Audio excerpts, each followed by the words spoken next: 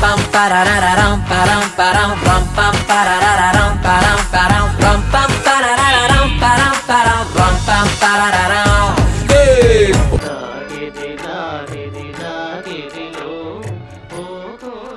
మందు కొట్టడం వరకు ఓకే, కానీ మర్చిపోవడం అంటే మోసం ఇంపాసిబుల్ రా. అయినా నన్ను చూసి కన్ను కొట్టిందంటే మహాలక్ష్మికి నేనంటే ఎంత లవ్రా. తప్పురా, మహాలక్ష్మి నువ్వు ప్రేమించకూడదు. ఎర్రా తప్పు. నీకు సీక్రెట్ చెప్పనా? 15 ఏళ్ల క్రితం మహాలక్ష్మికి ఐ లవ్ చెప్పింది ఎవరో తెలుసా? నేనే. రేయ్ రేయ్ రేయ్, ఎలా చెప్పాలా నీకు నా బాధ? నేను మహాలక్ష్మి ప్రేమిస్తే నీకేట్రా బాధ? ఆ బాధ అంతా నీ గురించే రబ్బు. ఇప్పుడు మహాలక్ష్మి ఎవర్రా?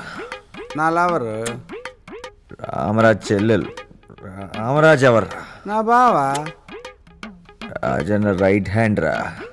ఈ విషయం ఆయనకి తెలిస్తే తెలిస్తే ఒకరోజు నువ్వు మందు కొట్టి ఇంటికి వెళ్తుంటే ఒక్కసారి ఊహించుకో, ఎప్పట్లాగే సిగరెట్ తాగుతూ ఇంటికి వెళ్తూ ఉంటాం.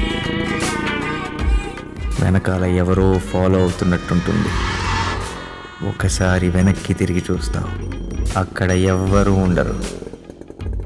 ఎవరో లేనప్పుడు ఇంకా ప్రాబ్లం ఏంటి? అలా అనుకునే నువ్వు ధైర్యంగా ముందుకెళ్ళిపోతూ ఉంటావు. కానీ అక్కడ నీ కోసం ఒకడు ఎదురు చూస్తూ ఉంటాడు. ఎవరు? రామరాజు. లిఫ్ట్ కోసమేమో. అవును, కానీ వాడు రామరాజు కాదు, యమధర్మరాజు అని తెలియక బండెక్కించుకుంటావు. బ్రిడ్జ్ మీదకి రాగానే బండి ఆపమంటాడు. ఎందుకు? నరకడానికి.